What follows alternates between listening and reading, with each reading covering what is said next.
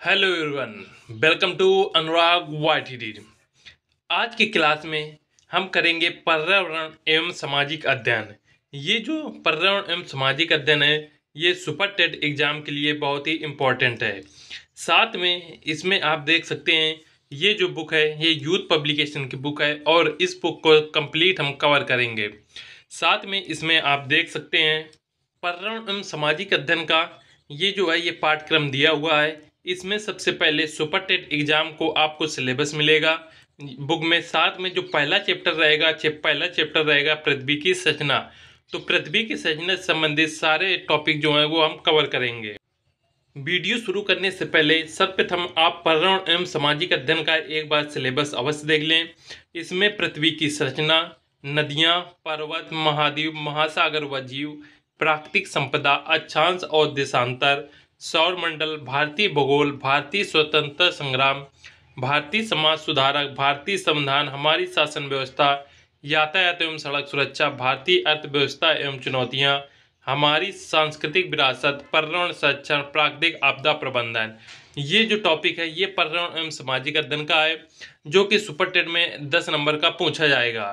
तो ये पूरा सिलेबस हो गया। यही सिलेबस टॉपिक वाइज हम कवर करेंगे और 10 नंबर आपके पक्के होंगे। तो वीडियो के साथ बने रहें। शुरू करते हैं। पहला क्वेश्चन आप इसमें देख सकते हैं, ये पृथ्वी की संरचना टॉपिक है, इससे रिलेटेड सारे क्वेश्चन होंगे। पहला क्वेश्चन कह रहा है निम्नलिखित में कौन सा आग्नेय चट्टान का उदाहरण है। Option A basalt, option B चूना पत्थर, ऑप्शन सी स्लेट या ऑप्शन डी ग्रेफाइट। तो सर्वप्रथम हम देखेंगे आग्नेय चट्टान किन्हें कहते हैं। तो आग्नेय चट्टानों का निर्माण ज्वालामुखी से निकलने वाले लावा के जमा होने से होता है।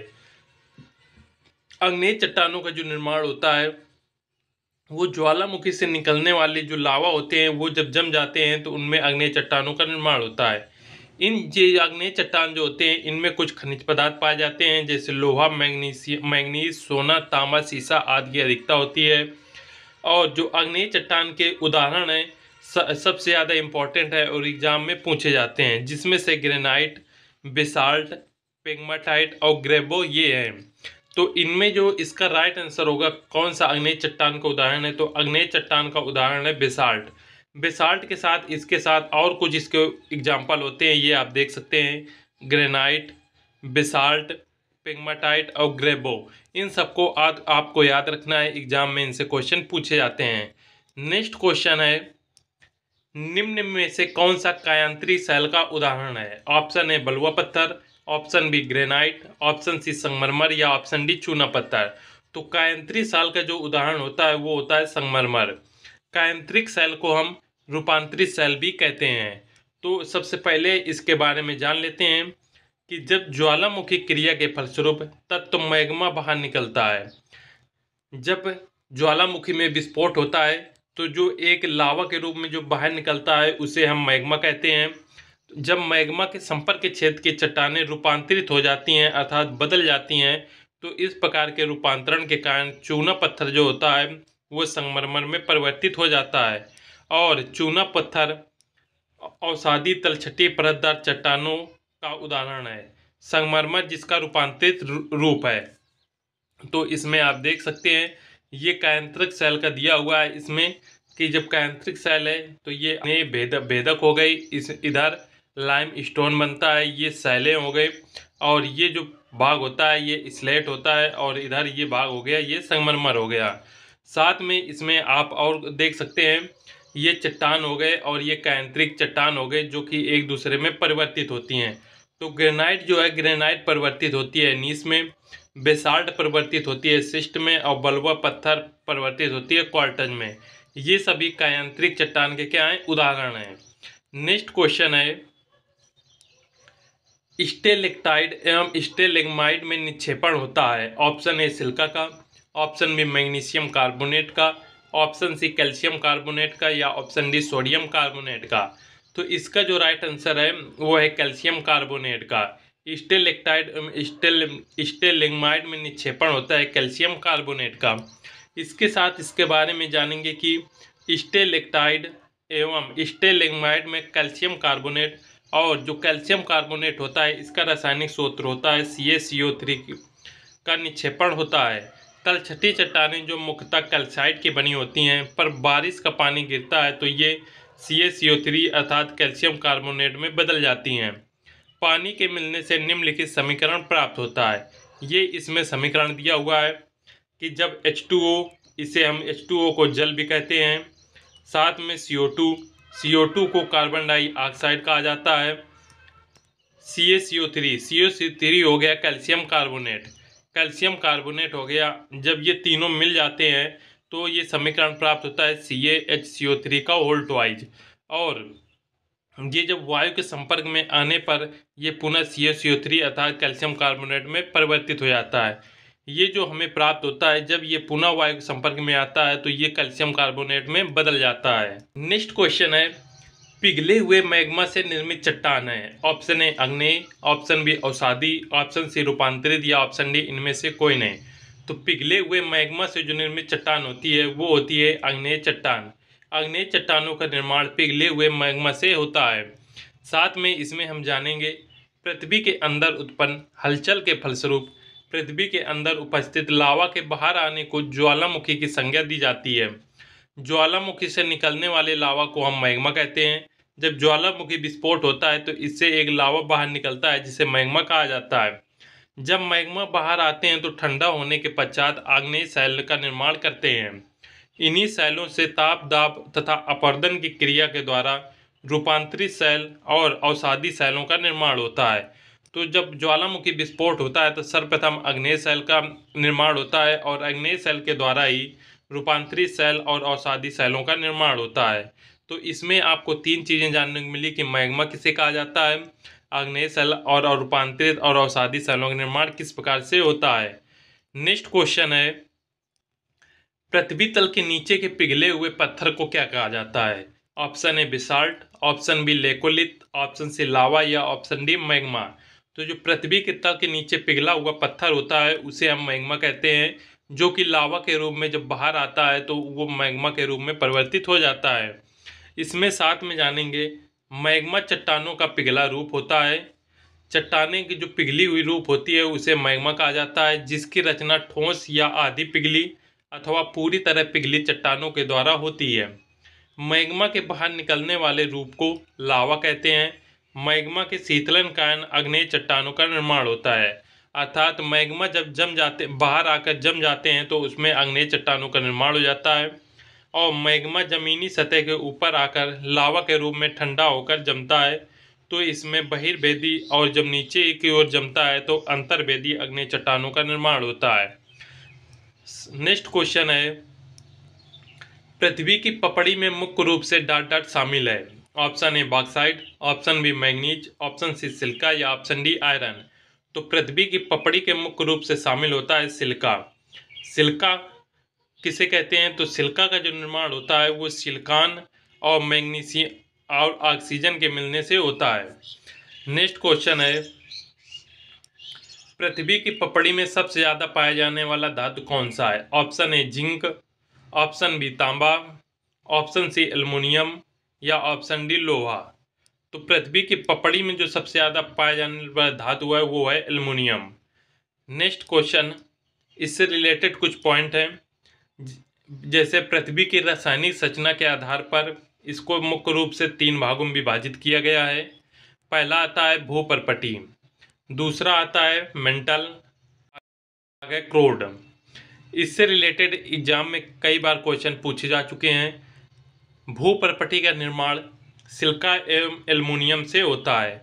तो इस बात का ध्यान रखें, जब भूपर्पटी जो होता है ये पृथ्वी की सबसे ऊपरी परत होती है और इसका निर्माण जो होता है सिलिका और एल्युमिनियम से मिलकर होता है, और ये सिलिका और एल्युमिनियम जब मिलते हैं तो इन्हें हम सियाल परत भी कहते हैं। तो एग्जाम में क्वेश्चन पूछे जाते हैं कि सियाल में कौन कौन सी धातुएं मिलकर बनी होती हैं। तो सियाल में सिलिका और एल्युमिनियम का मिश्रण होता है, साथ में सियाल परत जो है ये भूपर्पटी में मिलती है। नेक्स्ट पॉइंट है, जब मेंटल का निर्माण सिलिका एवं मैग्नीशियम से हुआ तो इस परत को हम सीमा कहते हैं। मेंटल में हमें सीमा परत मिलेगी। सीमा में जो धातुएं होती हैं उन्हें हम याद रखेंगे कि सीमा SI से हो गया सिलिका और MA से हो गया मैग्नीशियम। इसमें जो ये इसके भाग होते हैं, इनके जो पहले पहले अक्षर होते हैं, इन्हीं को मिलाकर परत का नाम दे दिया गया। जैसे सिलिका में सी और मैग्नीशियम में मा, ये दोनों मिला दिए गए तो सीमा मिल गया। और इधर यहाँ पे देखेंगे भूपरपटी में, तो इधर सिलिका का हो गया, यहाँ देखिए सी, और एल्युमिनियम का ये यहाँ पे एल्युमिनियम को एल रख दिया गया, तो इसका नाम हो गया सियाल। नेक्स्ट पॉइंट है, क्रोड का निर्माण निकेल एवं लोहा से हुआ है, अतः इस परत को हम निफे कहते हैं। निफे परत जो है ये क्रोड में पाई जाती है और इसमें ये दो धातुओं से मिलकर बनी होती है, निकेल और लोहा। ये काफ़ी इंपॉर्टेंट है, इसे आप जरूर याद कर लें। नेक्स्ट पॉइंट है, जियोलाइट क्या है।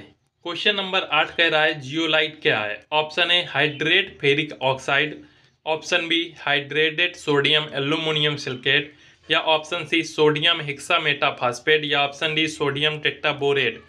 तो जियोलाइट होता है हाइड्रेट सोडियम एल्यूमिनियम सिलिकेट, अर्थात राइट आंसर है ऑप्शन नंबर बी। जियोलाइट के बारे में जानेंगे। जियोलाइट एक प्रकार की धातु होती है जो ज्वालामुखी पहाड़ से निकले चट्टानों के कंदराओं में पाई जाती है। कंदराओं को हम गुफा भी कहते हैं।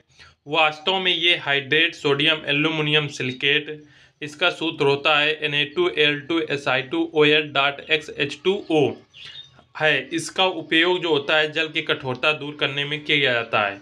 जियोलाइट के बारे में कुछ पॉइंट हैं, जैसे जियोलाइट क्या है, एक धातु है और इसका उपयोग जल की कठोरता दूर करने में किया जाता है। और जियोलाइट का जो फार्मूला होता है वो हाइड्रेट सोडियम एल्यूमिनियम सिलिकेट ये होता है। इसके बाद हम जानेंगे कुछ परिवर्तित रूप। आग्नेय चट्टानें जो हैं और इनका परिवर्तित रूप, ये सभी आग्नेय चट्टानें के उदाहरण हैं जो कि एग्जाम में पूछे जाते हैं और ये इनका परिवर्तित रूप है। तो ग्रेनाइट जो होता है, ग्रेनाइट आग्नेय चट्टान, ये परिवर्तित होती है ग्रेनाइट नीस में। उसके बाद साइनाइड जो आग्नेय चट्टान है ये परिवर्तित होती है साइनाइड नीस में। ग्रेबो परिवर्तित होता है ग्रेबो नीस या सर्पेंटाइन में। बेसाल्ट परिवर्तित होता है सिस्ट में। रायोलाइट परिवर्तित होता है अल्का सिस्ट में। और बिटुमिनस कोयला परिवर्तित होता है ग्रेफाइट में। इसके बाद हम देखेंगे जो अवसादी चट्टानें हैं वो किस में परिवर्तित होती हैं। तो सपिंड परिवर्तित होता है सपिंड सिस्ट में। बलुआ पत्थर परिवर्तित होता है क्वार्टज में। सेल परिवर्तित होता है स्लेट या फिर अब्रैक्सिस्ट में। चूना पत्थर परिवर्तित होता है संगमरमर में। लिग्नाइट परिवर्तित होता है एंथ्रेसाइट कोयला में।